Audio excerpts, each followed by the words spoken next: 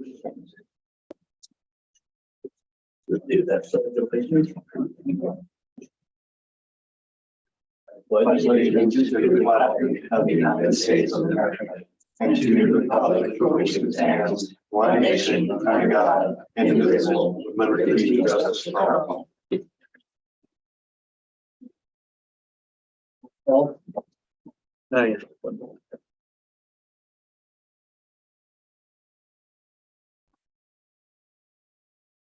Mayor Brian Lewis. Here. Council President Roger Perry. Here. Councilor Jeff Hensley. Here. Councilor Dina Oliveris. Present. Councilor Joe Parsons. Present. We have a quorum, Mr. Mayor. The visitors, Ray Jackman. Here you are. And Marcy. I will make a motion to pay the bills from the last month. Go ahead, Joe. I second the motion to pay the bills for last month. All in favor? Aye. Aye. Any opposed? Make the motion to approve the minutes for the last meeting, May 18th. I'll second it. All in favor? Aye. Any opposed? Aye.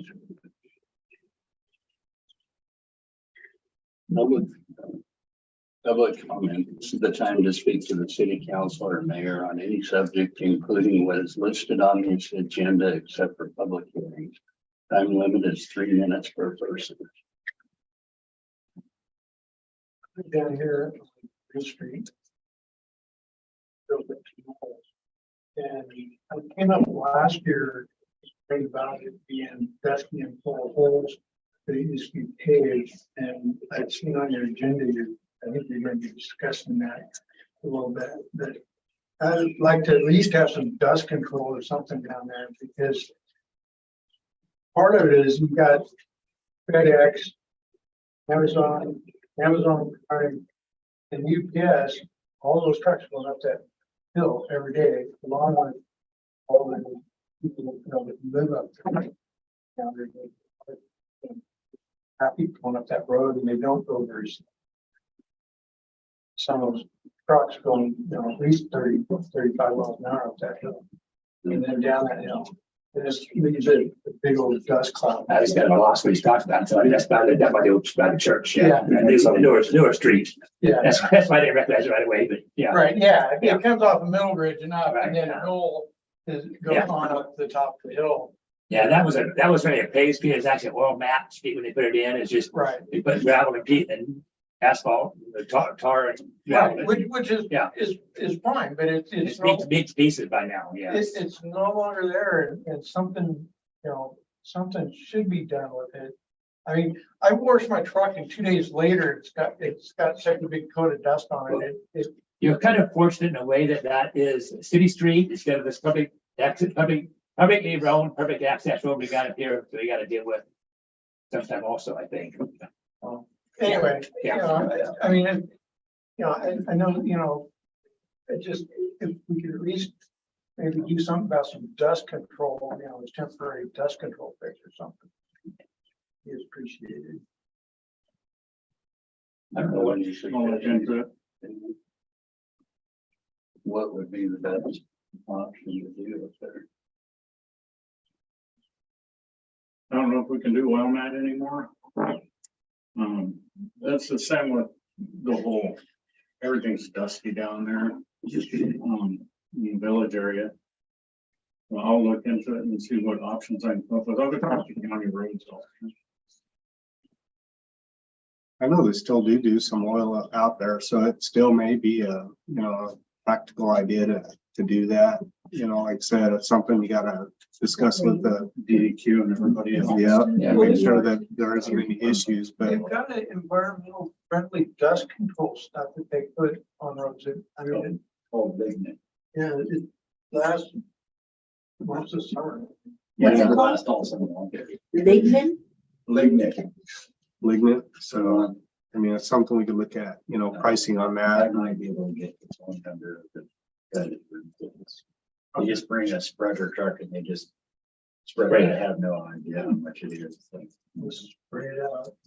Yeah, if you have contact information. I can probably get it. Okay. There might be some options that we can look into. I say, so there might be some options that we can look into. I know one time we were looking at paving and stuff, but you know, some of our rules and stuff, we're making that. You know, not right to where you gotta go out like 30 feet and ditches and trees and, That was the other section of mine. yeah, I'm just saying, it just wasn't feasible at the time, so. ODOT just opened up its small city allocation grant program again, so if we can figure out what we want to do with Vine Street and I can get some money for us. Yeah, like I say, we might look into some oil or something. Tell me what you want and I'll pay for it. Well, that's basically it. We'll do the other Tuesday and stuff. Sounds good. Whether you want a permanent fix or whether you want a temporary fix. If we can get it paid for, I'd like permanent. Yeah. Or at least something for 5 years. Like I say, I mean, we don't want to be pushing it out to where it's a 2-lane highway and stuff like that, because we don't have the traffic and stuff like that, but if we can get back to where, you know, we're doing reasonably asphalting in general areas, because not only is it difficult to try to maintain a 2-lane highway with all the ditches and stuff that goes along with it. You know, I mean, out here, we just don't have the funding to take care of the potholes when they arise. And the cracks. Yeah, we're not maintaining the asphalt roads that we have now. Exactly. So if we can do it in smaller portions, you know, I mean, that might be something else to look at. Well, it's all underneath my overarching street fixes. Right. And blankets under that. Exactly. You can't do any spray towards the potholes. Potholes can't be fixed till we grade Right. or gravel to grade. Maybe there's like a step process there. Yep. But I'm all for it. Yep. Matt his street, Matt on my street. And while we're there, Anyway, then what you get was the gravel. Yeah. Cool. Are we getting close? Hey, from where I'm sitting, I'm just paying for it all. yeah. I've got all the money Usually on ready. approval. Give me an invoice and we'll get the gravel. Sounds like a deal. Yeah.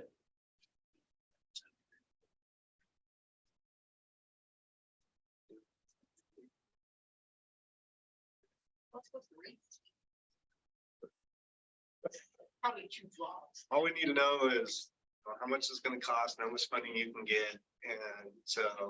You know, We have some for it already, so. as long as JD can go down there and figure out, you know, like I say. We the actually graders, you know, if increased we the need to get a budget for grader that up this here year, or so. whatever, you know, to get the ball rolling. You know, all we need is just to get some numbers put in front of us that we can say yay or nay and start pushing forward on it if we got the funding. And we have the motivation, Greater to be better or and we have the Roller. motivation. Or you want to create a first and then compactor. Well, but this time of year is pointless. It won't pack in. Unless you got water trucks to water the road, unless you got water. We don't have enough water. I mean, like, I let a fire truck, I I got. know somebody. You got the spray ability to do water roads, but, yeah. It takes a lot of water. Takes a lot of water, yeah. Way more than my truck can haul around, a lot of roads. More than your reservoir has. Yeah. Anyways, Yeah. Okay, well, we gotta check in and see what we can do for it. So say. Yeah. Thank you for bringing this forward, though. We Yeah. appreciate it. Any other public comment? Nothing. People lie. Well, you always got something to say, Jim. Find out. City recorders report. Anybody have any questions about the financial report? No? Okay. That saves time. covered that last meeting. So news out of Salem today is that the walkouts in the Senate have ended, so everything is resuming. So Rep. Kate's office put a request for us to get matching funds for our IFA loan very high up on her priority list. Submit it to the Ways and Means Committee. So now that everything's working again, there's a good chance we're going to get that money. So yay. That is good. It's kind of a boring part of the year. We just finished all the big work, the budgets, and now we're in a lull. It's nice. We can just chill out and take care of peripheral things. Gonna have a meeting with some of the other local cities tomorrow to discuss SMAC, Small Cities Advocacy Coalition. We can hopefully go to Brownsville and talk about the next steps. Then looking at how we schedule trainings for counselors and then how to recruit more cities into this thing, so it's not just 5 small towns. We want it to be more than just that. Those were the kind of things that I've basically been working on the budget and other council stuff in between. So the next thing that was on there, that was only put this really long little history lesson in there for you. Mayor Lewis came to me and said that he wanted to have a conversation with the council about changing the title of my position. So I talked about what I know about, there's a very long historical record for why somebody with my job description at a town like this would have the title of city recorder as opposed to manager or administrator. And I detailed a lot of that in there. I did want to make sure we clarify this was something that the mayor requested we do. I can see the benefits toward making a change in the title of this position, but I hadn't put it on, I hadn't asked the council to think about it because there are many things we need to fix in Sodaville, and this didn't seem like to be a big one. But the mayor asked for it, and there's merit towards making the change, so that's why it's there. Would you like me to go over more what's in the packet, or do you want to have some questions about it? Well, I mean, we just changed the title. I know, right? It was for, and we had a lot of good reasons for why we did it. So, I'm not sure why. A lot of it is the Alex is doing the work of an administrator, but he's got the title. If you look up and see the difference between a city recorder and an administrator, we really are putting him into a position where he's doing the work of an administrator. And I know in the past with our previous administrators, we had a lot of issues on it. I did call and talk to the attorney about it, and her recommendation would be to put a dual, an administrator that is covered by the recorder. And I think that the biggest thing that I've heard, I wasn't here when Alex was hired, but I know the biggest thing that I've heard was you couldn't find an administrator. Nobody would apply for an administrator position. And so that's why the position was changed to a recorder. The attorney did say that we need to kind of be careful about having the recorder doing administration duties. I like the idea of the joint title or the dual title. I think that would be easier. I mean, I won't joke. We hope that you never leave, but should you leave, I think it would be easier to replace than have that be recorder / administrator. On a city manager, I don't think it's appropriate for this size of city. We can't afford it. Trust me, who was out there trying to find him, it was exceedingly difficult with trying to find a manager. So, I mean, I think it makes sense. I certainly wouldn't want someone to be working out of their scope. I just think that without us having that covered, that's for sure. So That was part of the reason behind it as well, is because, the recorder is a lot more hireable, I guess, if you will. There's a lot more of them out there as far as that title goes. And with the size of the team that works for Sodaville, that's why at the time we did talk to a lawyer as well, and it was okay to revert back to the recorder position. And because to try to get somebody on the administrator side or the manager side, it was tougher because they didn't have a crew, if you will, to try to come on board, right? So hiring as a recorder position, that's one of the reasons why we went in that direction. It's because they knew they were coming in to manage one person, and granted, a lot of the city's responsibilities that, they had to take on themselves. That to try to get that title, it was just really hard to get somebody to bite into that position. So, because most people, they want to come in as an administrator or a manager with staff. So we don't have a staff. Right. So the recorder kind of fit more of the bill of what we were asking. I've just been in a position before at a company where I was doing the job of management, but I was never given the title to be part of management. And every time that my manager would come and talk to me about anything that I needed to be talked to about, I'd be like, well, this is my pay rate. Right. Why are you having me do managerial position when you're not giving me that title? And that's part of the, you know, the reasoning behind it as well too, is that, you know, I mean, some people come in saying, hey, you know, I need to make $100,000 a year, because that's what other administrators make. Well, we got 300 residents and, you know, I mean, we got one other employee and we can't pay $100,000 a year. So, you know, I mean, we're more as the budgeting, you know, towards the recorder type bracket than the managers type bracket. I know Alex knew that whenever he was coming in. 'Cause I know Yeah. Adina Yeah. and a lot of people talk to him about the reasoning why we're doing the title change or position that we did. And he went through all of our ordinances and changed the wording for that Well, for special reasons. yeah, I think you know for a couple things. So I was familiar with the title. Was like when I saw a city recorder, I was like, this is the manager of a very small town. It's great. Exactly. That's what I want to do right now. Awesome. Yes. Some people are about that. By and large, a city recorder in the state of Oregon has 3 jobs, and that is elections, public records, and city council meetings. And that is about 3% of my total job description. Now when I go to the city recorders conference every year, usually the first question everybody asks is, so are you actually the recorder or are you the manager? And some of us say one or the other. Like it's probably like 60-40, maybe 70-30. City recorders are just the clerks of the council is basically what that role does.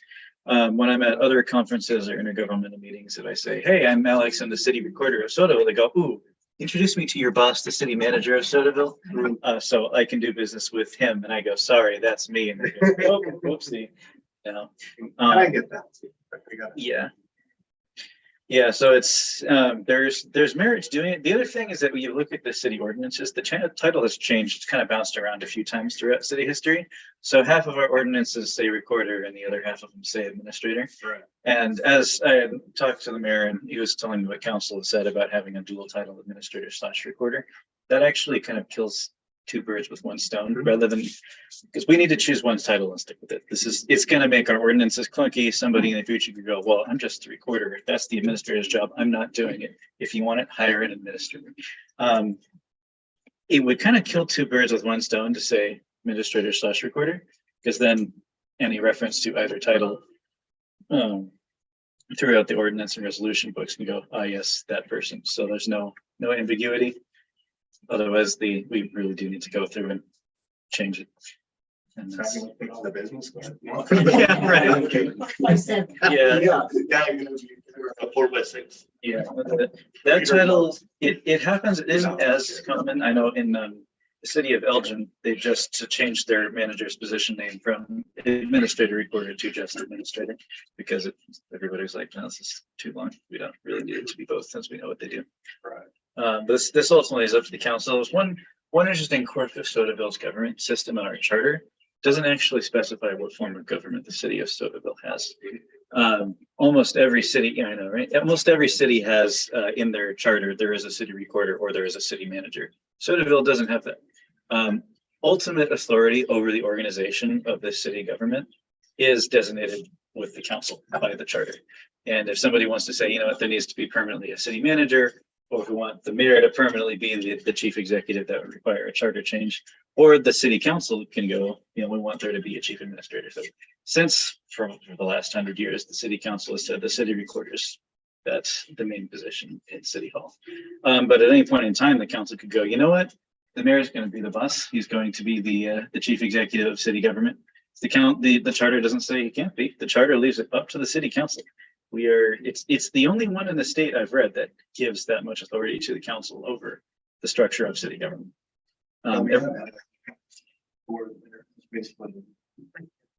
Yeah. Yeah. Yeah. So at any point in time, the council could do that. They go, you know what, we want Ryan to be the boss. So goodbye, Alex. You're relieved of your duties. We've decided to make the mayor the boss. He's got the salary and the healthcare. It's been real. Yeah, right. So, yeah, I'm a nerd about city government in case you haven't. No.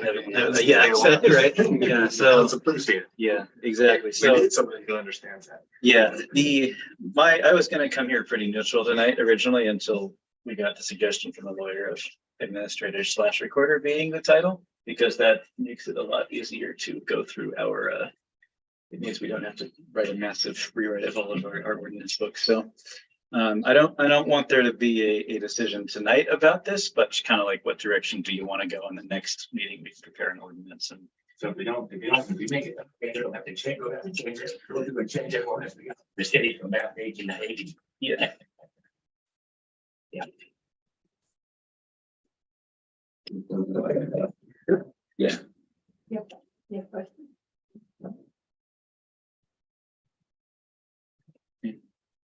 We could also do a city commission government where each of you has a job and a salary and healthcare.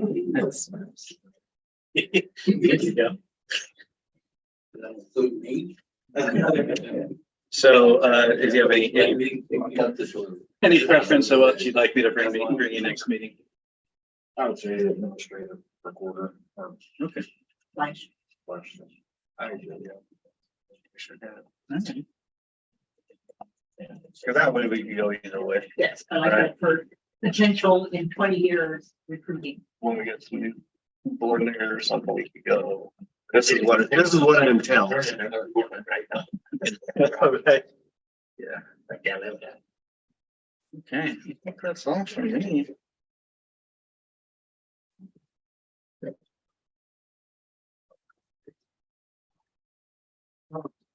The water loss was 3.9%. The difference in gallons, actually, part of that was used roughly for pressure washing the reservoir.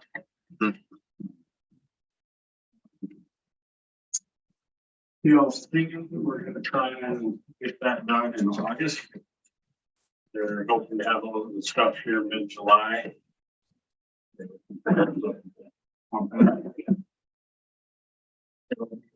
But shutting the wells off for 2 days. Yeah. Interesting. As long as the reservoir full, there shouldn't be an issue. You said before, you run it off of the generator. If need be, you could run it off the generator if need be, then, no, you can't. We'd have to have a generator each well. No, the only thing the generators for is for the high pressure loop. Okay. Cause I thought originally when you were talking about it, you were saying you can plug the generator in. Oh, part of that. Oh, yeah. So then you reservoir's 150,000 gallons. The community is going through between 16 and 20,000 gallons a day. So the max that's 40,000 gallons. So as long as the reservoir is over half full, I don't see there getting it. There is a chance that everything's slowing down with wells now too. It's keeping, they appear to be keeping up in the afternoon, or morning for the day, evenings, and but they seem to be dropping off a bit. So Kind of need that rain Sunday, right? yeah, it takes that too much. Yeah, I don't know. They're just saying. Jacking well in your thing as well. There's a couple options, different options that presented. Option one. If you want to go that route and it doesn't work, then you're going to option 2 afterwards. So I would just suggest going with option 2. And then instead of wasting money on one, that maybe it works, maybe it doesn't. Another thing that we might look at in the future, and Roger, you can maybe help me out with this one, is possibly doing similar thing with wells too. Rolling another one close by. Seeing See if the water, you know, we can still maybe find a witch or a skipping witch and see where the water is down there, like it was told when they originally put well 2 in. Now, we had 3 people saying we're only 75 feet down and we're 150 feet of that well. We had 3 different witches go up and say 75 feet, there was 100 gallons of mint water. And The well driller drilled it, he didn't want to go down 75 feet, so before I even got inside, it was already down 110 feet. That's what feet before the drill head hit the well, hit the asphalt. And I wasn't there. He said it started at 6 o'clock in the morning, at 5:30, it was already down 150 feet. So Can I go I back? don't trust that. Huh? I'm sorry, you Go didn't. ahead. Yeah. Can I go back to the option 1 and option 2? Yeah. So you said option 1, if it doesn't work, we'd have to go to option 2. And so does option 2 have a higher, and I couldn't extrapolate that from what was here, a higher possibility or potential of being beneficial? My understanding with option one is basically redoing it, and if the casing falls apart, then you're done. Then you have to drill another well anyway. Option two is just go ahead and drill the second well next to the first well. And you're not wasting the time of trying to over drill the original well that doesn't have good records, so nobody really knows what's there anyway. So I don't speak very well. Can you, if you go right next to it, is it like almost nothing's 100%, 90% you're going to hit water, or there's still a, yes? Okay. Yeah. I mean, they would move over 2 feet to redrill it. And they take the existing well and they fill it full of concrete and cap it. Mhm. And then just move over 2 feet. Decommission it basically. Yeah. So it's not like you're trying to find a needle in a haystack to get No, to that. you know the water is there and you know the quality of it. Right, You right. know the amount that it's capable of doing. It's just the casing won't be the state guideline. And then the other thing he put in there too is whether we want to do a 6-inch casing or an 8-inch casing. The well's a pretty good producing well, might want to think about putting an 8-inch casing in there for a bigger pump in it. Because if you're gonna put a bigger pump and push it from there to there, you might want a bigger pump. You've got the power for the, no, I don't, but it's right down over the hill. So, on Spring Street's where the 3-phase power comes through Sodaville. So it's not up here on Sodaville Road. The 3-phase is down on Spring Street. So we would just have to trench it all up. So talk to CPI and see where it comes. They'd have to hang some cat banks down there and make it happen. So do we have MULA for this? So it kind of goes like this. I spoke with Business Oregon about the IFA loan. They got. That's okay. Well, needs to be either rehabbed or we need to drill a new one. Can we use this money? And they said, absolutely. So once we get this IFA loan, and I got a hold of Keller and Associates again this week, and they're willing to work with us. So that's probably going to be here pretty soon. We're going to get something solid from them that says, okay, we're going to do this. Then we're going to get the IFA loan. Hopefully we get the money from the state. That's all this would be paid for by the state of Oregon. And was And we have to pay it back, right? Well, yeah, so the 300 grand we get for the legislature is just ours. The other IFA loan, I don't remember how much of it is forgivable and how much of it is required to be paid back. But, We've been there before. We've yeah. done the other well, when the first the well was just been here, was a quite a long contract on that one. We just got done with, so. Yeah, I think the city's finances are going to be able to bear having another long-term loan again. It's not something I foresee to be an issue. Yeah. Especially we won't be spending money on trucking and money. Yeah. We move all that over to. I remember it was less than 30% that the city was gonna have to do, and it was like a 1% loan over like a 50-year contract. And stuff. Yeah, It was very favorable for us to consider. So. Very favorable. And Keller is the engineering company? Yeah. Are they the ones that didn't want to work with us before? So they did it originally. They did the original one. The state needs an updated cost Right. estimate from them about it. But I thought we had asked them for help at one point. Well, Or They were, Well, hesitant. there were a few that I reached out to. They specifically said staffing changes are a requirement for us to work with the city again. And said, well, the staffing changes you wanted occurred. So that was.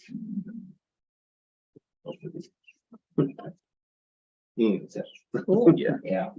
So But we have to get Keller to do the engineering plans Yeah. before IFA will give us the money. yeah. And this is something we can now present to them too and go, Keller's got part of it. the other parts from Nugent, we know how much it's gonna cost, they can go, great, here's $500,000. But we already had that budgeted, right? I mean, we already had that money set aside to do this. It's Yeah, just a matter of so- re-getting the money.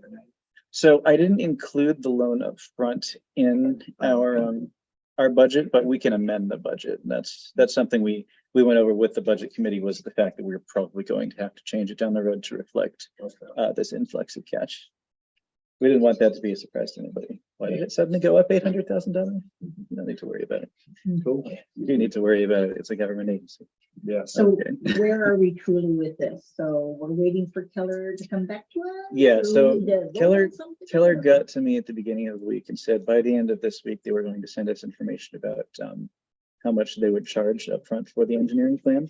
And we did budget in this budget to pay for this coming year's budget to pay for them to do an engineering plan. And then, there are other options, the state's IFA loan money, we can use some of that if we go to Keller and go, okay, we got this amount up front. This amount's gonna be an IFA loan, are you willing to wait, that kind of thing. And if not, there are other ways we can be creative about it, but ideally we're paying for Keller up front to write an engineering plan cost update for us. And then we get the money, we can pay Nugent to actually do this. I should say right now, whoever wins the bid, but Right. who else is going to bid on this? Because Sodaville has very few friends, so we gotta lock arms with our friends. I mean, We're rebuilding. that's right. Whoever, officially, the awarding an RFP is gonna be up to the council. But there's no obligation for us to choose any particular person. If somebody comes up, we'll talk about it. Right. But yeah, At least to this point, with this drilling this well, back when they first did the first well, the city had ordinance, you had to take the lowest bidder. And that's what has been most all throughout the city. Now we can take the bidder we think's gonna do the job for us and do it right. exactly. So we got that option. Now we don't have to take the lowest bid on it. Yeah. So that's the city's favor. That's money. Oh, Yeah. There you go. So before we get to that point of drilling the well, as we talked with Ray about his property. Or the well. Yeah, there was some paperwork we signed that the legal counsel prepared a few years ago. We can look at that again. Yeah, I mean, that whole process of procuring land as well, like we get money in the IFA loan, we get money to cover a consultation for how this is all supposed to come together. So that's all gonna come once we get the IFA loan. We'll get money to pay for a lot of things. So it makes it a lot clearer, give everybody peace of mind, make sure all the property is treated correctly, that kind of thing. So. I guess, there's a lot of questions we can't answer now. Once the money's here, we can do whatever we want. All questions can be answered. I think on just one side is like, I think Ray should have a proposal ready. So that you don't spend all that time getting the money and then all of a sudden. Whatever doesn't jive. So I mean, that's what we're gonna invest in. That preliminary thing, that was years ago, but that's kind of. What else that consists of, Yeah, easement, well usage, well ownership, however that's gonna work, I think it contains in Ray's hands, just Yeah. charged by the gallon, so how we figure that, how much money on the gallon, so those are like some stuff I think I'd even like to see in some sort of proposal. yeah, so I can, It's not in the letter that he shared. yeah, so that letter was one specific document that was written a few years ago. And So it's just, the, so that information is there, or It just needs to be reviewed. yeah, we did have a cost estimate document that covered all of that. And then there's amounts for here's how much land acquisition is gonna cost. And here's how much water rights are gonna cost. And then the IFA loan has a corresponding amount of money we use for that estimate. So that makes sense now, Yeah. that information that I got from you, I only had the one paper. So, yeah, and I can email that I'm to asking you. a question that you guys all know the answer to. Yeah, I can, We get an impression. Yeah. That's my point now. I mean, we just need to quit doing this, month after month, year after year. We need to just push this thing forward. Start dotting the i's, crossing the t's and just get it done. And looking at the numbers, I mean, what, 150 grand or so ought to cover most all of it, you know, just with the numbers we drill on the wells, 26,000, probably pulling wires, probably another 30,000, maybe 40. You know, I mean, whether we re-drill up on the top or whatever, I mean, the numbers, I mean, a couple, you know, $250,000 isn't a lot of money when you look at the scheme of things. I mean, we're getting a loan for $500,000 bucks, right? So I mean, it's over. I know, but I'm just saying, you know, like when you say the time is now to drill, So these numbers aren't that bad. Take a look at. No, like I said, since I've been on council, I've been trying to address this, and I think it's time to get it done. I mean, we're tired of chucking water up, we just. Then we get them out of the. We need to keep this. Revenue Remember, coming to the city. 10 years ago, with the different administrations and stuff. I do, We very really, well. really have someone right to make it happen.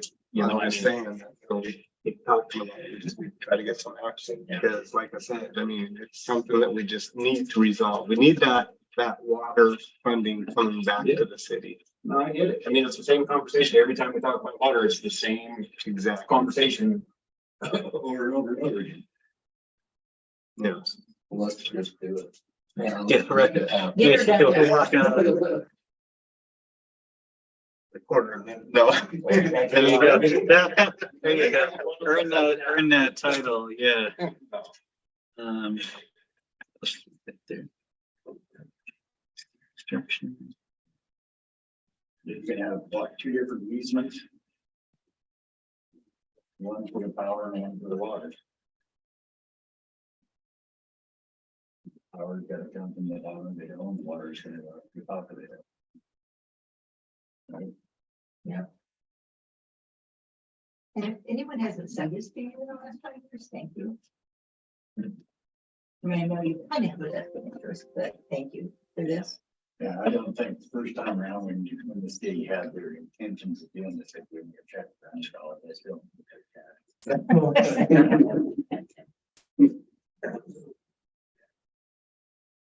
Cool. Here we go.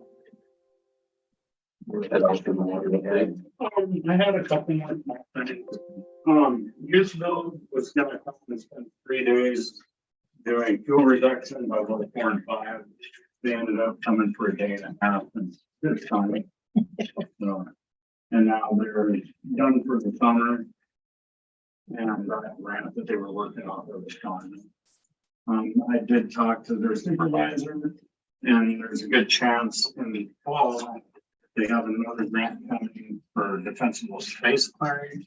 And we talked about possibly limiting the trees up by the reservoir and the compound. Or taking those trees down because that would be horrible for them. They're basically single row trees. And if the winds hit the side and pushed it over into the control room, would be in a world of hurt. Or if it crashed in holes in the reservoir.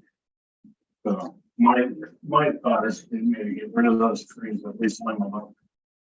So we'll look at that in the fall. They're not property up there, of course, problem. Oh, yeah.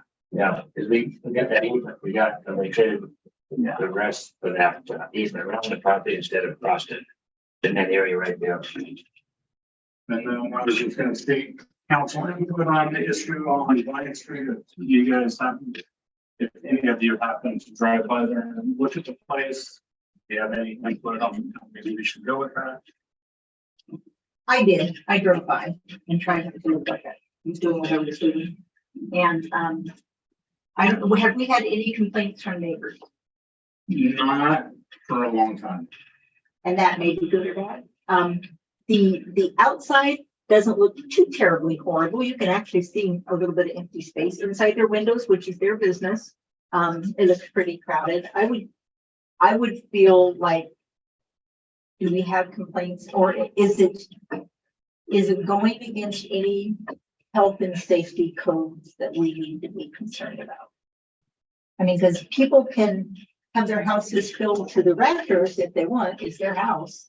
It makes saving them if there's an emergency difficult, but I would be more concerned about health and safety. And is this the person that has no electricity and no water? Again, are there any rules about that? I don't know. And it deters not, they have somebody possibly living in their driveway in a small truck. Or use it, put more trash. I've been by there a couple of times. I mean, from the outside, it doesn't look as bad as any other houses. Some of them around here. The trailer across the street with the trash could probably be dealt with. That's been there for years and I'm half tempted to just go and talk to them. And that's just a quick trip to the dump. But I mean,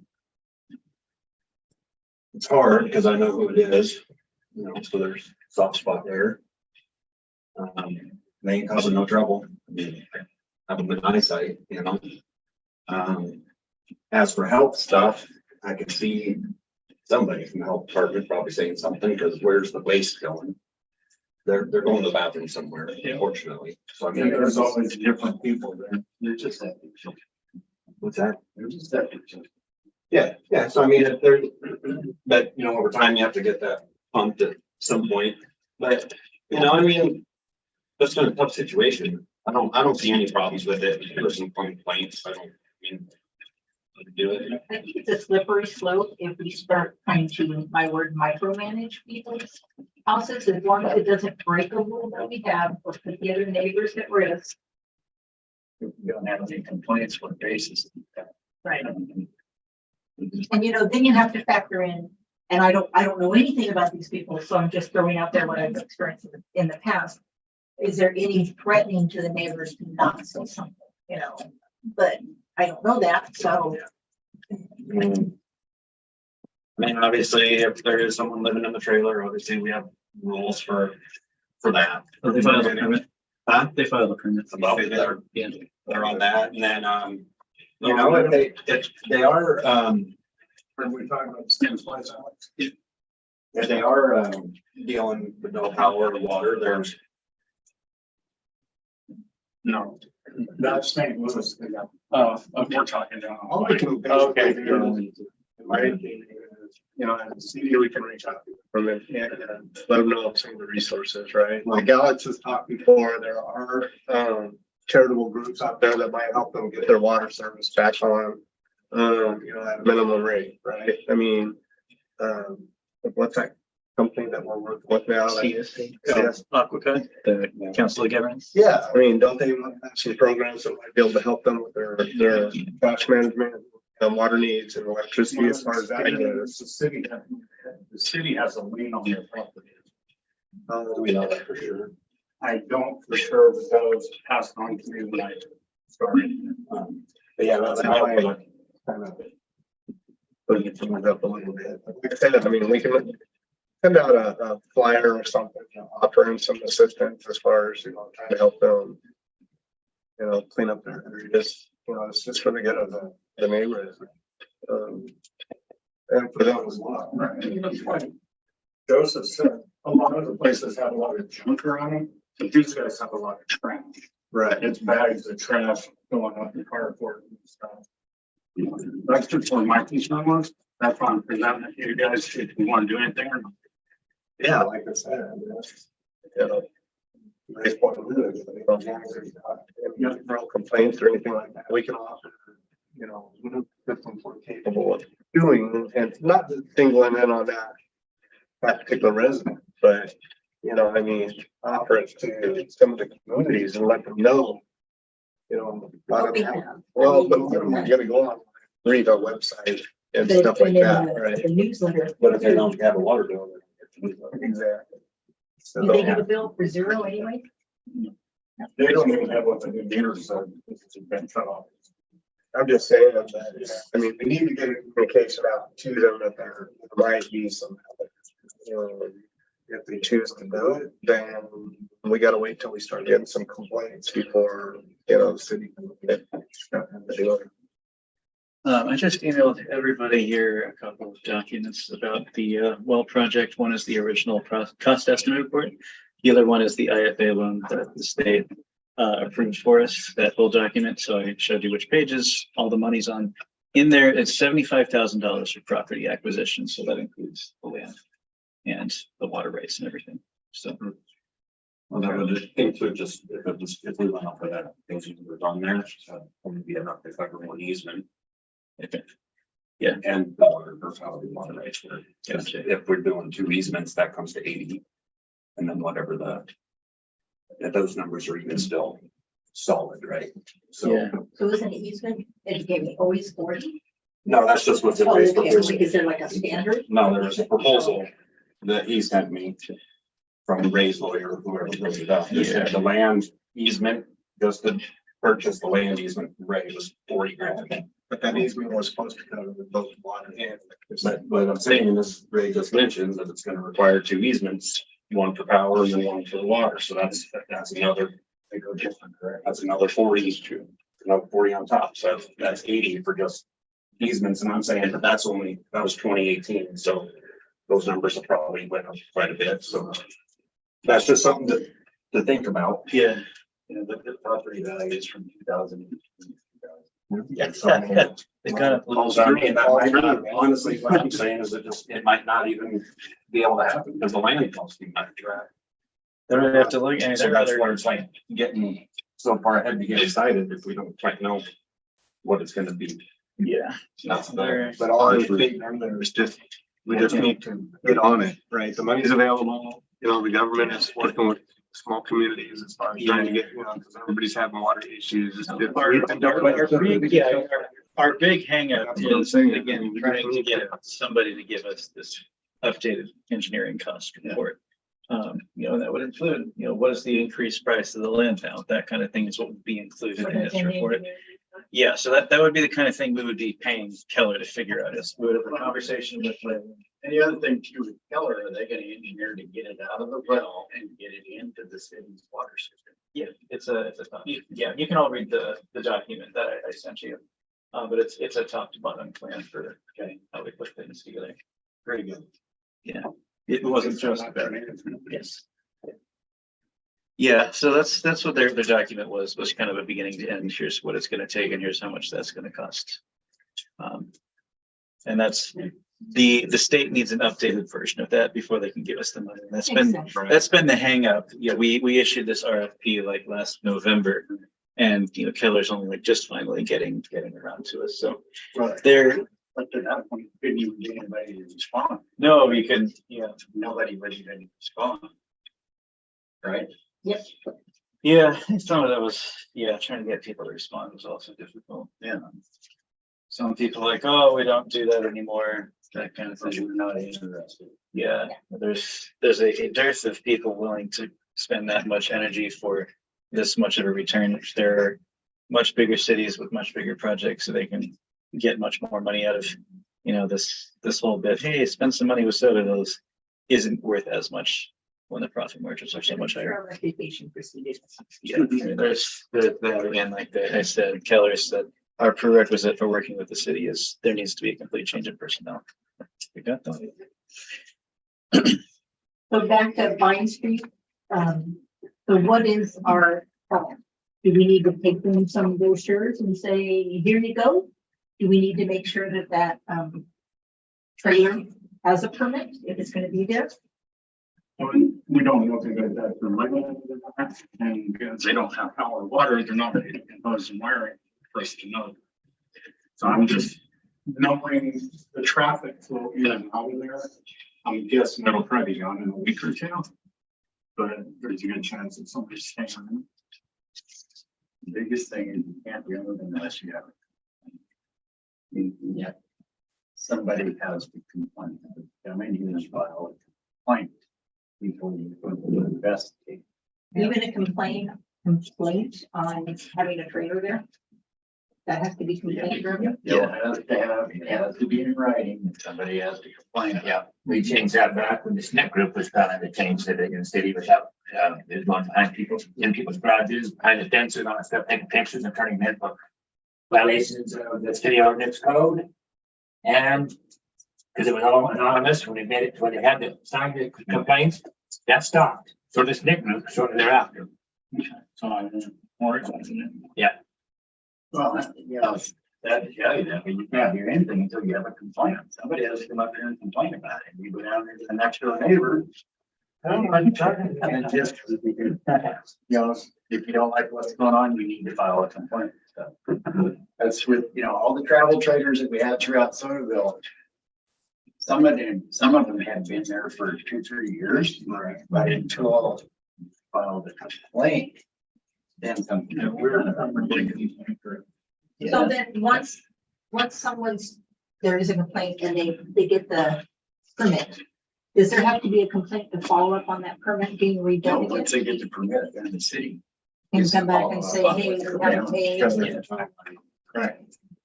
Yeah, I think I recommit all the time. Yeah, they have to really submit. Let's compare that complete report. On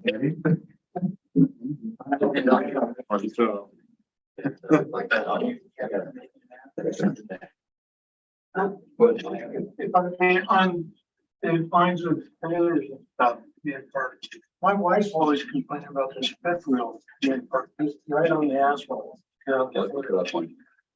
Yeah. Well, if you drive through there and see parts flag and camera, That's their process. That street down there, they own, they're across the street from the hill, Main Street, they own the whole top of Main Street. Believe me, you're not. It's something to do. You don't want to do this. Keep that in. well, how did you do that? Anyways, we'll probably get back on topic. Okay, yeah. All right. All right. Well, just in there. 2023, 2024 budget.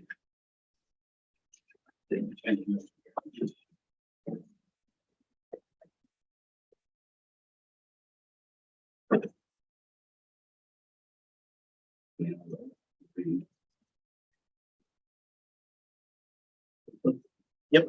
The top one. It's the front and back, so the one in your right hand, yeah. Now, in a public hearing to consider the budget for 2023-2024 fiscal year. Yes. The hearing will be conducted as follows. I will make the opening statements and setting ground rules. This will be followed by disclosures of ex parte contact or conflict of interest on the part of council members. Public testimony will then be given by others in support and finally by those who are opposed. Council members may have questions of the speaker at any point in the hearing.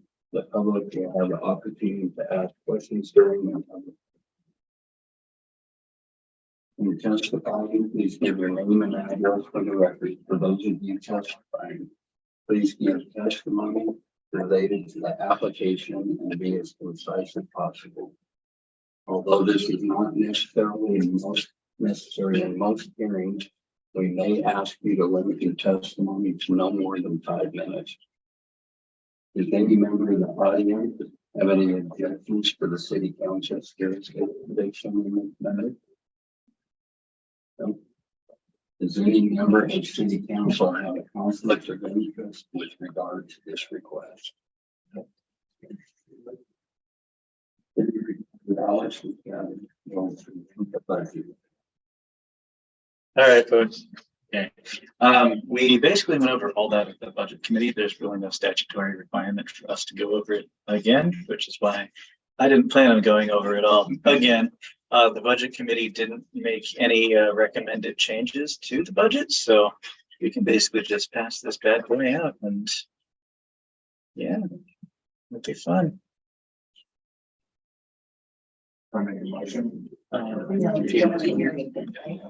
Yeah, gotta finish the hearing. All people wishing to testify, please remember to give your name and address. Do any other people wish to testify for or against adopting resolution number 23-05?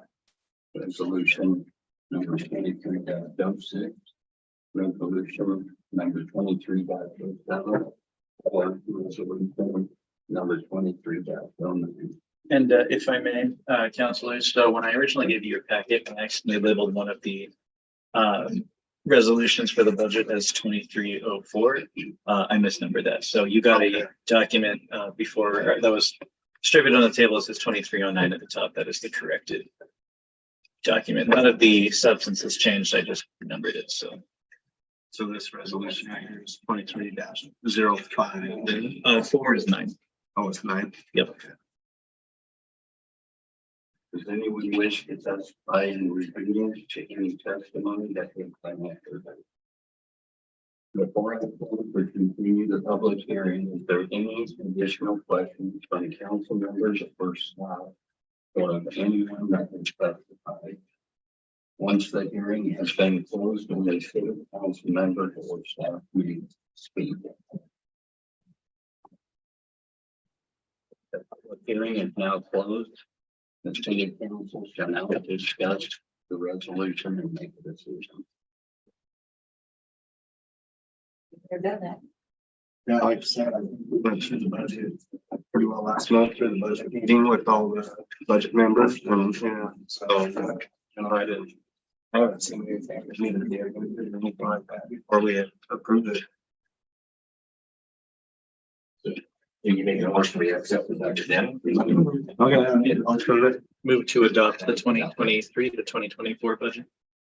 Okay, I move that we adopt the 2023 and 24 budget.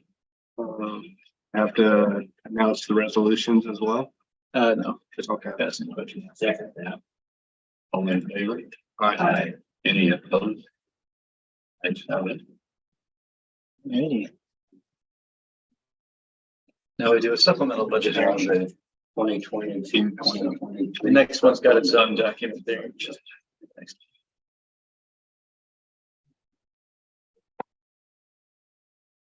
We'll now open a public hearing to consider resolution number 23-08. Adopting a supplemental budget for fiscal year 2022 and 2023. The hearing will not be conducted as follows. I will make the opening statement and set in the ground rules.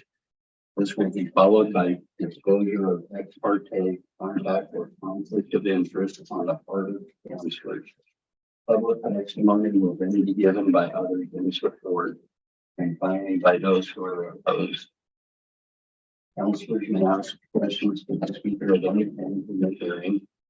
The public will have the opportunity to ask questions during their public testimony.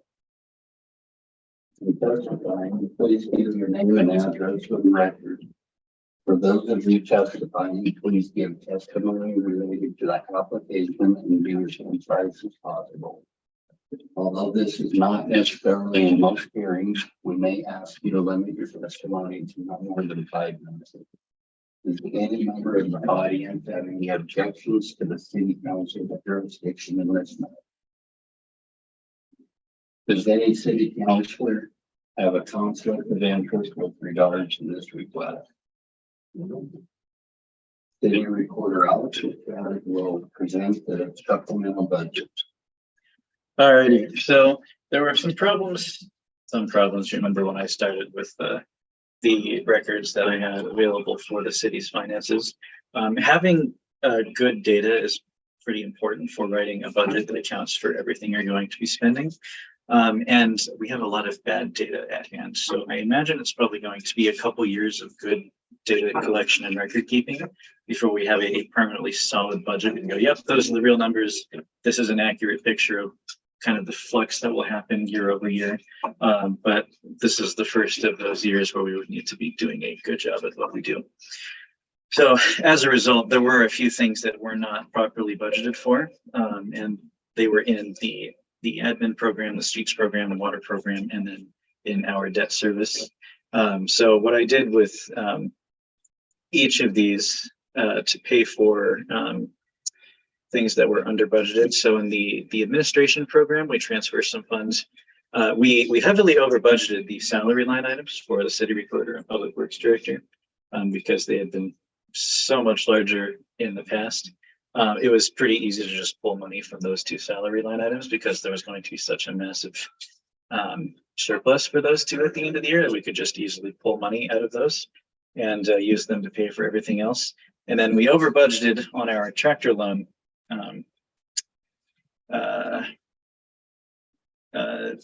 line item and under budgeted our IFA loan line item. So we just pulled the excess from the tractor loan punted over to the IFA loan, and that takes care of everything, so that at the end of the year, we won't be over budget on any line item. Where's that at now? No, for the factor. Where's that adjustment? Very bottom. So we pull 600, it goes down to 3,000, then we add it over here. Okay. 56 or 600. And I went over this with the city's accountant as well to make sure we had a separate set of eyes. She was actually the one who said, hey, you forgot the vehicle loan too. So she took a pretty good look at these numbers and she thought that they were solid. Okay.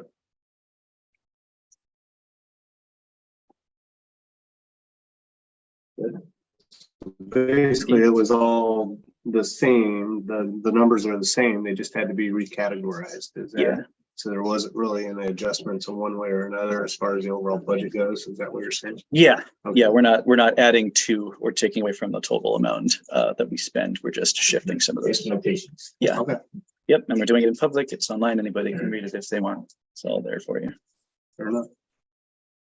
All people wishing to testify, please remember to give your name and address for the record. Do any other people wish to testify for or against adopting resolution number 23-08? Does anyone wish to testify in rebuttal to any testimony that has been offered? Before I close or continue the public hearing, is there any additional questions for city councilors or staff, or of anyone that has testified? Once the hearing has been closed, only city councilors or staff may speak. The public hearing is now closed. The city council can now discuss the resolution and make a suggestion. I suggest we accept the resolution 23-08. I'll second that. All in favor? Aye. Any opposed? Ayes have it. So are we accepting the resolution or are we moving to adopt the supplemental? Moving to adopt the supplemental budget adopts the resolution. So either or, it's fine. We're all good. We did what we needed to do. Yeah. I don't read it either, do I? Why, but I have. Yeah. There you go. I just wondered, because you said the other one we couldn't do that, we shouldn't be doing the ordinance if we adopt it. I just wanted to make sure, Right. not that I know anything I don't. All right, so the next one. Services. We need divers to clean the reservoir next year. So we need an RFP for that. And yeah, we put money in the budget to make sure we can pay for these people. So yeah, there's an RFP. It's in the packet for you to review. We can't just give them a snorkel and a scrub brush. They bring their own, unfortunately. Yeah. They're a little What's persnickety. RFP stand for? Request for proposals. So And this is happening in 2024, correct? yeah, Spike poles to some of that. Yep. And we do have money budgeted for it. yes, there. Under what category? There was a repairs and maintenance. Construction, wasn't it? Yeah.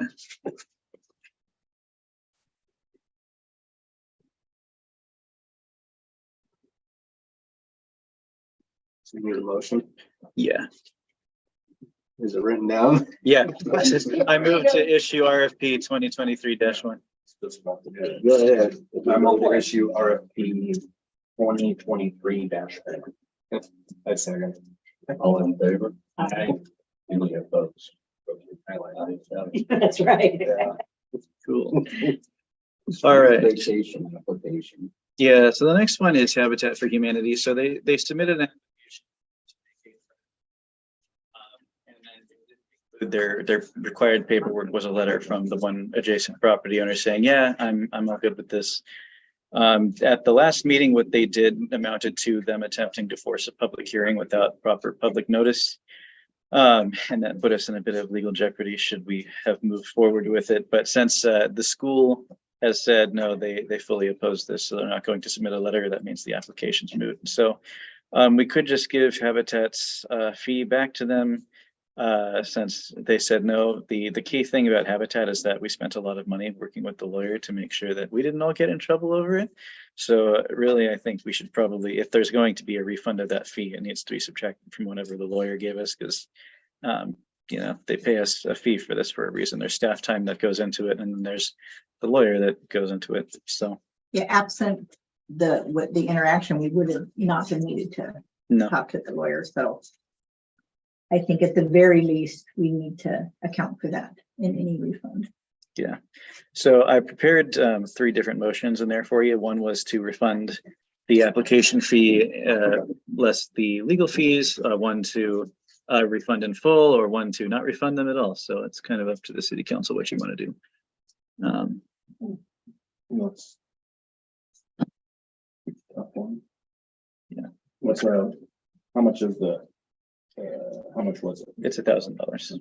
That's the So it's total legal fee. good money. Yeah. How much was illegal? I don't know. I haven't gotten the bill yet. So we'll see that soon. It's probably going to be a few $100s. Next month. Do we have a standard practice? Has this ever occurred before where somebody started down and started a process and then for whatever reason backed out? I don't have any record of it happening. So I think the toughest thing is like if you do a refund or no refund is, and you would never know their intentions, but if it was a malicious intent, like if they knew what they were doing, going in, bringing it in to a city council meeting, if they did know that, that means they're putting it in jeopardy with the lawyer fees. So then I would say, like, you don't get any money back. But if it was just like, hey, I just wanted to bring this up, we don't really have a solid format here for our council meetings, not like Albany or Corvallis, like would be a little more professional setup. Where I'd be inclined to do legal fees and get them back. Because I mean, we still might have to deal with, like, if they can even put a house on. So might have a battle down the way. So I'm okay with potentially doing legal fees and then giving them back a refund, but we would have to table it. I So we know what the fees for the attorneys were. that makes sense. One other thing I could add to this, I have seen records of in the past where people have applied for vacations and then had them not be approved, and their refunds they don't get refunded. So the city has a practice of rejecting applications formally and then saying, sorry, we still get to keep that money. That is something I was told was actually just part of the city's general revenue collection practice. When was this all taking place though? These were several during the last long-term city manager. Yeah, that's what I was thinking. Yeah. What I've been told is that this was actually a revenue collection strategy of forcing as many applications as possible and rejecting as many as possible, so the maximum amount of revenue is collected, but the least amount of work is actually done. I want to do what's fair. I think like Joseph said, we don't know what the intent was. Was it malicious or not? I don't know. I mean, if this person was told you don't do this and they pushed and did it anyway, and on our part, we let it happen. But I think at the very minimum, what we've had to put out so far, your time and JD's time too, as well as any kind of investigation going on site, I would want to factor that in and the legal. Are they asking for it back? They haven't asked me for it back. I assume they're probably going to call at some point and go, hey, can we have that back? And I want to be able to say, X, Y, and Z, or I want to be able to just call them up front and go, hey, we know you didn't get this, but you didn't push us on the legal side. So we're going to send you a partial refund, minus the legal fees. Why don't we just table it, and if they call us, then say we'll bring it up in council.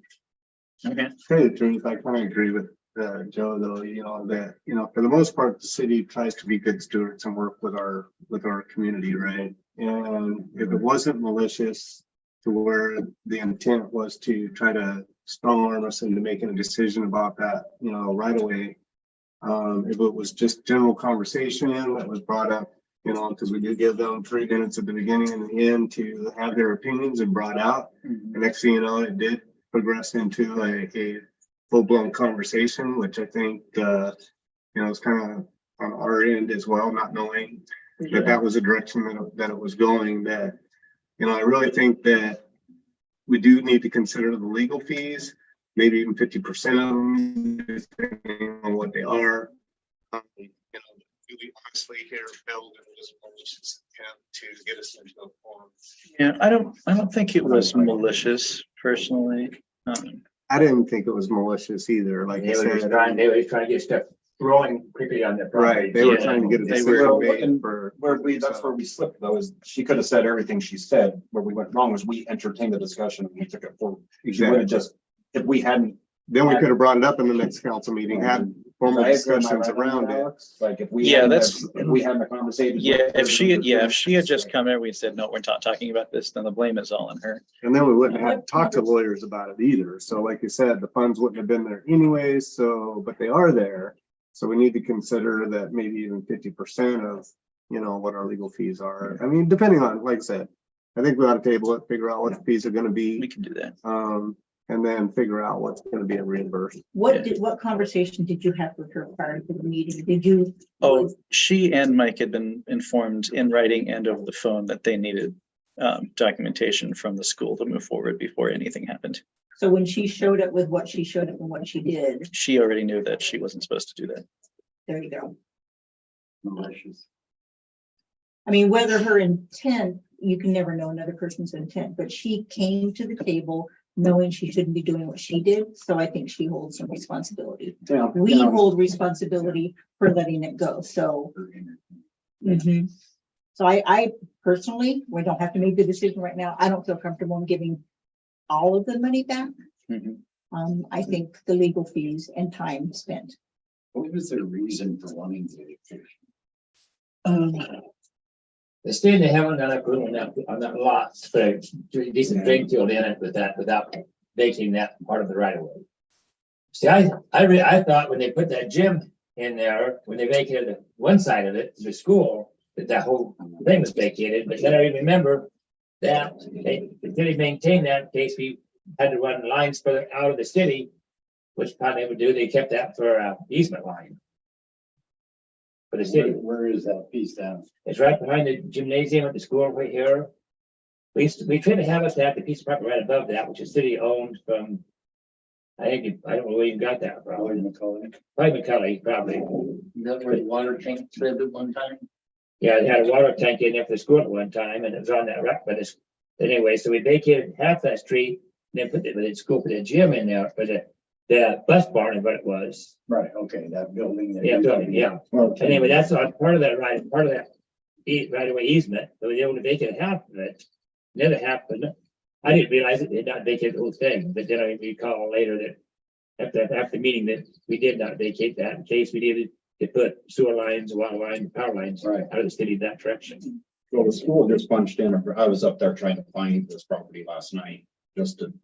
So I had a visual of what was going on, and the school just punched in a brand new fence. Yeah, it runs 12 feet along the fence. So it's 12, is that fence close to the line, or how close is The that? fence is on their line, the Yeah. 12 feet that they got. Yeah, The 12 feet uphill Yeah. from that is what we're talking and then about. did you see where they did the kick out in the back? What is that back there? That I'm not totally sure. Cause like, to me, that would be in that Right. 12-foot zone, but anyway, I was amazed to see the fence. So I was like, it's pretty clear in my map that tells me property lines isn't pulling up, but anyway. It looks, They had, Contacted the school inquiring about a vacation, and then whoever's in charge of the school said, we better show them. See, the thing, things that property, there's like, that is the property on up the hill, right next to the school. I did not know that was part of that. It was zoned for public use. It wasn't school property, but it was zoned public use for that guy, the house right next door.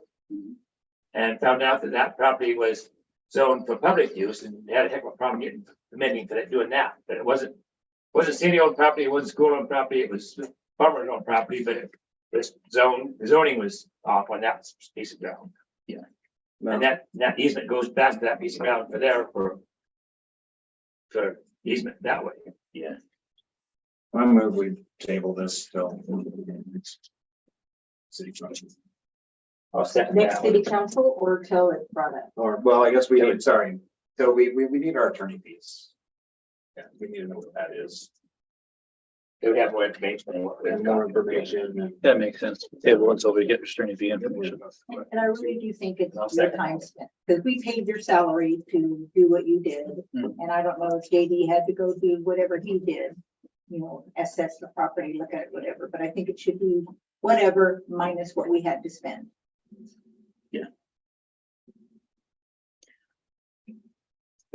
So. That moved is seconded. So, You calling a question? huh? You gonna call the question? What's that? It means that we need to vote on this right now. No debate. When you say I call the question, that means we need to immediately. So there has been a motion, so yeah, it was already seconded, so there needs to be a vote on it. All in favor? Okay. Any opposed? I'm busy looking at. All right, the next one is the, I think ordinance 23-1. there should be a script for that. It's on the, it's the bottom one, yeah. Public hearing. Will now open a public hearing to consider the ordinance.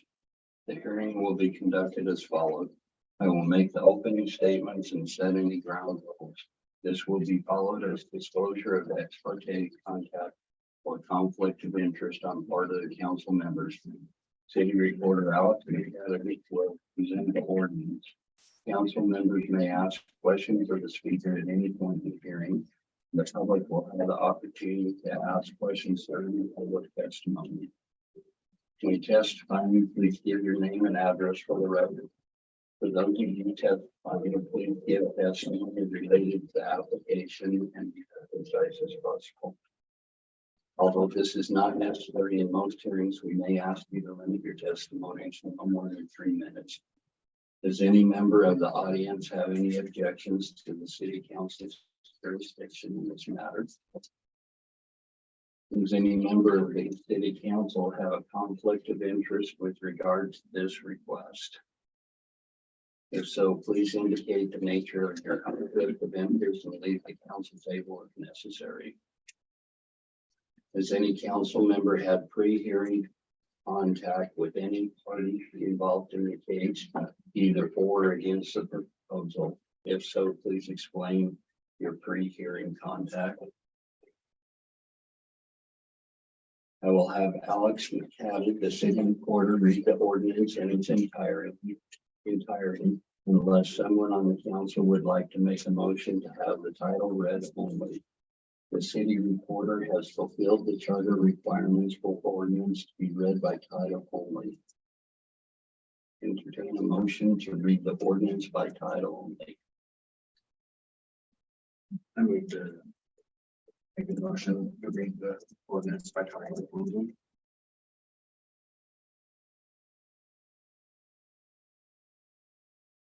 I kind of need when we have a chance to ask questions, right? Yeah.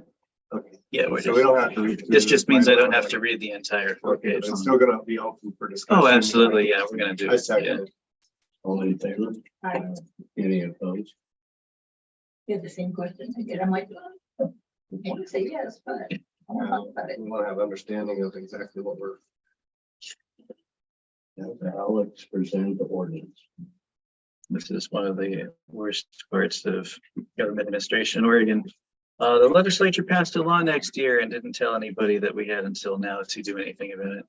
I know, it's great. It was something that came up on the city recorder's listserv recently that said, hey, guys, how are your ordinance processes going for this thing? You have until June 30th to do in this to make sure that we're banning transient camping, homeless people camping on city property as we're allowed under House Bill 3115. The great problem with that bill is that we have exactly until midnight on June 30th to ban it, or we can never ban it again unless the legislature repeals that, and chances of that are low. So there are a couple ways we could go forward given the time constraints. We could pass this tonight as it is amended, or the council could ask there to be a special meeting where we just go over this. It's not a bad idea to have our attorney look at this as well to see if there's anything that we want to do. And that's something we can do that say, you know, at the end of this item, there could be a motion to refer it to legal counsel and then adopt it at a special session later. Or you could just adopt it as passed. But that special session would have to be before the end of June. So just want to make sure we're aware. I understand that everybody here is looking at this and going, oh, yeah, I looked at that and had the exact same reaction. So if the council wants it to go to council before final adoption, that is totally doable, and that's probably not a bad idea. We just got to make sure we're aware that it does have to be done by June 30th. So this ordinance for banning camping on city properties, I adapted it from the city of Jefferson's code. I looked at several city ordinances that have been passed throughout the state of Oregon, and this was the simplest one to adapt. A lot of cities had pre-existing development codes and things like that, that they just kind of did this, or there were several different city ordinances that they had to amend. It was like rather than it just being camping's not allowed, it was, we amend this part to say in that ordinance to say in that giant crisscross, and the only consistent, concise one that was just the one ordinance was passed by the city of Jefferson. So the idea here is to ban camping on city property and making sure that there aren't homeless people just coming up and setting up camp at the park to the maximum extent that the legislature will allow us. We can't outright ban everything, but there are things that we can do, and this basically gives us the maximum flexibility to keep our parks safe and free of people using them as living spaces, because that is not what a park is intended for. And yeah, that's my opening. We'll open it to questions because there's going to be a lot more questions than answers. So the law, the ordinance 31 about that. Yeah. Where it says you can't ask somebody to move unless you have a shelter for them, right? And so camping in that instance is allowed. Would that be an expectation for a city this small to have to be able to offer that?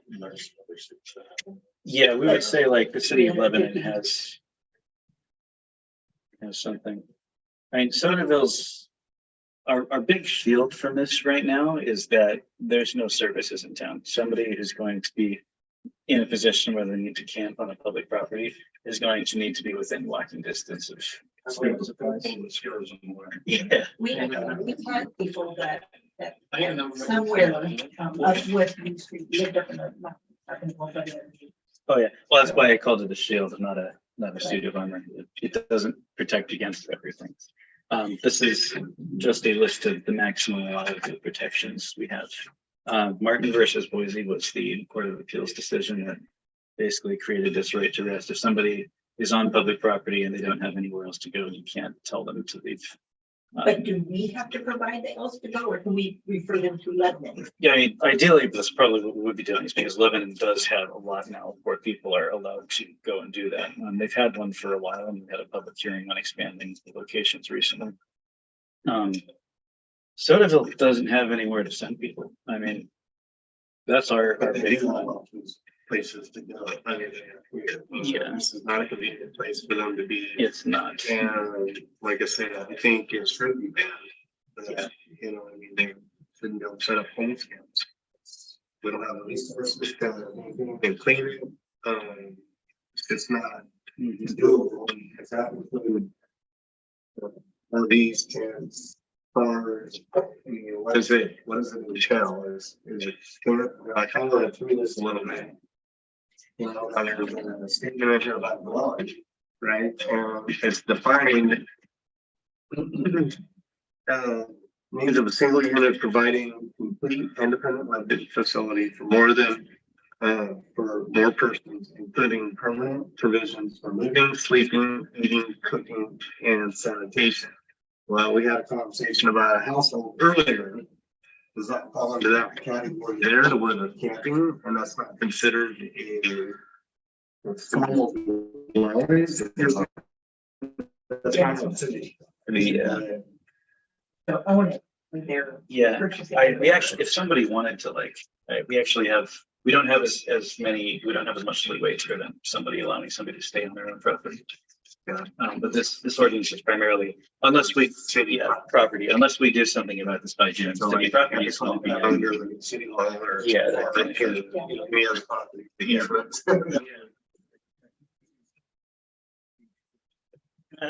Well, you got this poison out there. So,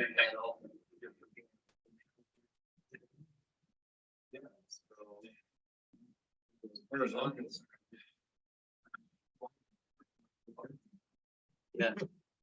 think we need to, I don't think we need to discuss with lawyers or anything like that, but whatever our stance, you know. Yeah. What's the urgent? Can we, talking about the attorney, can we say, you know, the premise, I can't think of the right legally words. This works, Hmm. and I'd like to say, yes, I approve it, absent the attorney coming in and redlining. Okay, yeah, what easily could be done, I think, we could pass this tonight. And then if the attorney doesn't have anything to say, but we could also vote to refer it to council for review after it's passed. If the attorney says everything's good, that's that. If the attorney says you need to change this, then we can plan on having a special session. If we just say, hey, we want to refer this to a special session, to the attorney first, then do a special session. Yeah, and then we don't have to, that's just kind of, I don't know, it's a little too much. And I'm gonna be gone for a week. Oh, yeah, there you go. So You're not gonna keep trying to call me. Yeah. Do it. if you want to adopt the ordinance as is and then vote to send it to council for review, that is totally something we can do. That's the city of Jefferson. Yeah, don't reinvent the wheel when you don't have to. I mean, it's easy enough to change, right? I say one option would be we just pass it tonight. If we need to make some adjustments after legal, we can hold one in September, October, a special. Well, it has to be this. That's December 3rd. Well, no, we approve it, they approve it tonight and it's done by June. They can't change it after. It can't be changed after June After 30th. June 30th. Yeah, change it. You can't go make an amendment. Because of the language of HB 3115. Yeah. It's like the marijuana thing. You had until I mean, we can't just change the wording in it, not like you're removing the thing. you could do like housekeeping amendments, but not really. This has to be installed as an ordinance that you're not supposed to change it the 30th. I think we should ban it. Yeah. As far as legally as we possibly can. Yeah, when I refer it to council, I'll see if my understanding of that is correct and they can say yes or no. I'll just make that be one of the questions I ask them, like, yeah, are we able to amend it after the fact? Because the bill seems to say this, but Well, from the way you described the bill just says either you can ban them or not. It didn't say that you can't go in there and make adjustments within the ordinance that you created to ban. All we're doing is removing the legal things that would be potential. You still have the banning on camping. And we do that with other ordinances. I'm just Like, saying. it's just if you really translate the words, you know, because those are pretty vague and they're right on point, right? yeah, you have to understand the legislative intent behind the Well, who's gonna get us a screen from that list? anybody who wants a quick buck is the problem.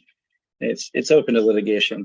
It's a get rich quick scheme for a lot of people. Yep. Yeah, for lawyers and for transients. The intent behind the way this bill was constructed was to ensure that the party that passed it on a party line vote gets the maximum amount of campaign donations. And getting a firm deadline to say you can camp or not camp by a hard date without really there being any way to go back on it afterward, that got more campaign donations. So that's what went through. That doesn't. Okay. I think it just. Well, no, what I will do though is I will ask the You lawyer. see what I'm saying? Yeah, We're banning camping. We just need to modify maybe some verbiage. Yeah, and what I'm gonna ask the attorney is what flexibility do we have to modify this after that date? I think that's a good thing. to clarify. Yeah, you're way better with your words. Yeah, I'm trying to do what you're asking me to do. I understand your concerns and I think they're warranted. Because I don't have a problem with this. If Jefferson already has it, there's not gonna be any legal issues. I would think, unless they have a different. Right. The same constitution. Questions? So there will be two motions. One is to adopt the ordinance and then the other motion will be to refer the ordinance to legal counsel to review. All people wishing to testify on behalf of the ordinance will now testify. Remember to give your name and address for the record. Do any council members or staff have any questions? All people wishing to testify in opposition to the ordinance will now testify. Please give your name and address for the record. Do any council members or staff have any questions? Do any other people wish to testify? Does anyone wish to testify in rebuttal to any testimony that has been offered? Before I close or continue the public hearing, are there any additional questions from council members or staff of anyone that has testified? Once the hearing has been closed, only council members or staff may speak. The public hearing is now closed. The city council shall discuss the ordinance and make its decision. This one, make sure that I had that talk that we just had 2 minutes ago. Usually that would be like something that happens in the back and forth between people in the crowd. It's their time to talk to each other, and if they raise something, then we go, maybe we should address that. So I make a motion that we adopt ordinance 2304. That's the banning of camping on city property. Yeah, by title only, ordinance 2304, camping is in the city. Second by All Roger. in favor? Aye. Any opposed? Aye, seven. Separate motion to refer the ordinance to legal counsel. Motion, what's the ordinance to legal counsel? I'll second. All in favor? Aye. Any opposed?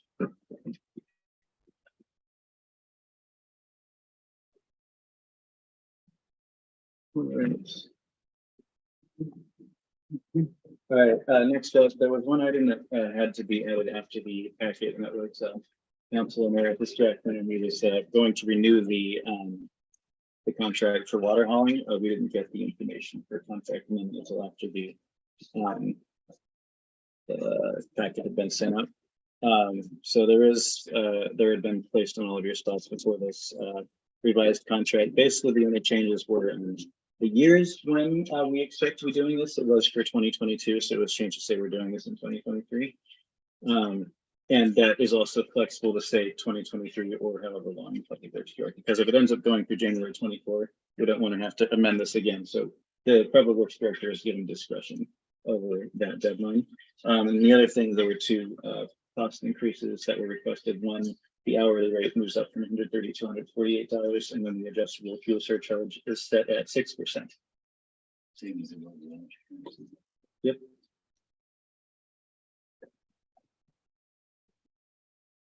Oh, yeah, and the call the contract review. We call the board of the public hearing of the city of Sodaville contract and the new board at 8:33. Staff discussion request that the staff review the contract under consideration. Request council discussion. Request public comment on the contract. So we'll start discussion. I think I should have waited until that had been gaveled in, so my apologies. But basically those were the changes, and that's everything there. Do we need to change the headline? Yeah, right there. So that agreement was entered into originally in May 2022. Yeah. And just so council remembers, last year, the only other bid we could get was with No Drought, and that was $350 a month. And I'm sure he's went up since then, but yeah. But we're very grateful. Yeah, we're not voting on a new contract, and we're not voting on a new bid. We're voting on as amending the contract, so that makes it a lot easier. just wanted to remind those that were here and let those that weren't know. Yeah.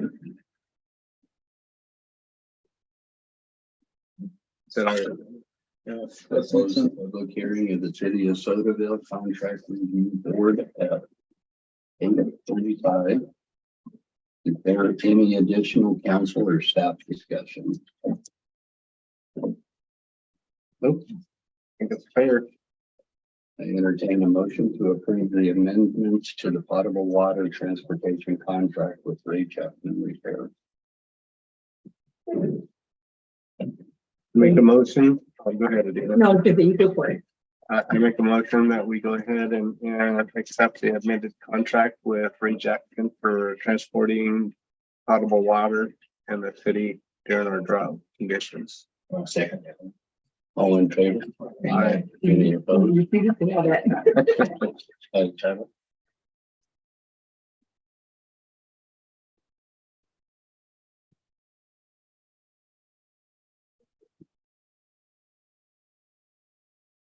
Council report. Mr. Mayor, did you want to go over a little bit what we talked about earlier about changes to the ordinance governing the council and staff relationship with the attorney? Okay. Gotcha. So we were when the mayor contacted the legal counsel for advice about changing the title of my position. The ordinance basically that governs how attorney contact happens basically says that it only the mayor or the administrator can, or yeah, actually it says administrator because it is that old. Only the mayor or the administrator can do it. And also if a counselor wants something to be done with the attorney, they have to ask the entire council for permission. And I think there's actually material weakness in there because if a member of the council notices that the mayor or the administrator is doing something wrong, currently they would have to go through that mayor or that administrator and go, hey, please contact the attorney and tell them about the bad thing I think you're doing. That's a problem for them. So I think there needs to be some amendments to that ordinance so that if a counselor notices that there's something wrong, they have the right to go to the attorney without running afoul of these rules.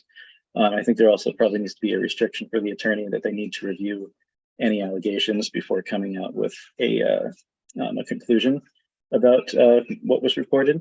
But that's basically that material weakness is taken care of. That if a counselor notices something bad going on, they do have the right to go to council and do something about it without having to go to the gatekeepers.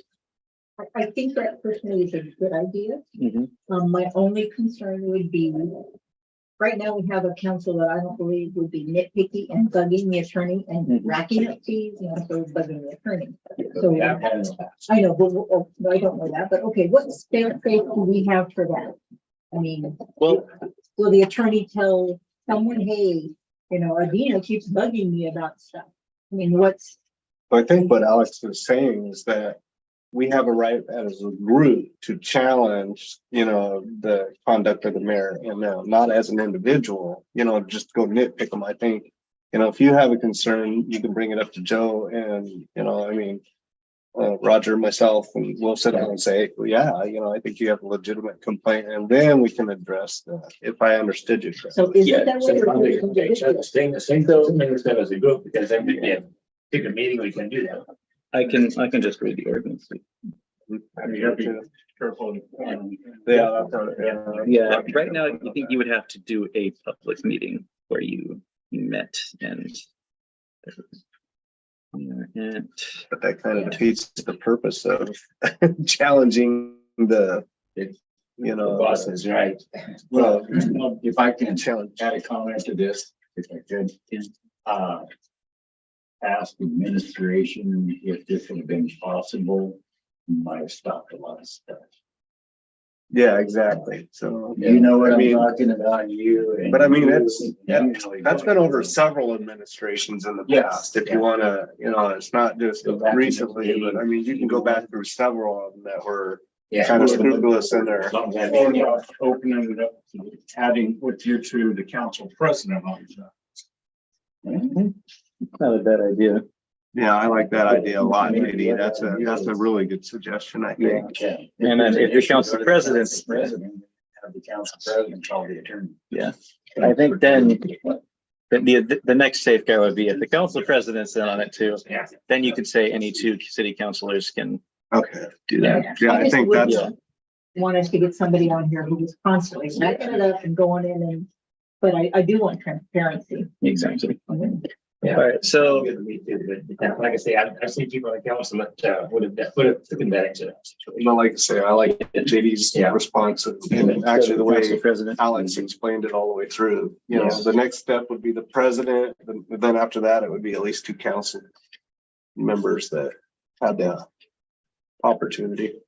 So what it says here, this is ordinance 1201, section 9.6, legal advice. Request to the city attorney for advice shall not be made by a counselor except with the concurrence of a majority of the council president in person or by speakerphone. The city shall not accept financial responsibility for any legal request to the city attorney made by private citizens. Before requesting research or action by the city attorney, the council is encouraged to consider consulting with the city administrator to ascertain whether the requested action can be accomplished more cost effectively by alternate means. Outside a council meeting, a councilor should make requests of the city attorney through the city administrator or the mayor. It definitely needs to be reworded. Yes. That's not correct. Yeah. We don't like We don't like that. Okay, yeah, so next meeting, I will prepare an ordinance to address that. This whole ordinance 1201 is council rules and procedures. I think it'd be a good idea for us all to kind of touch up on that and see if there's any things we want to change about it. If we're fixing it, might as well fix it once. There's a rule in there that says no company logos on the leaderships. I got one, so I need to cover this up. me, man. Oh, yeah, I'm you legit. did. But yeah, just knowing that's an ordinance that. Provide- Yeah.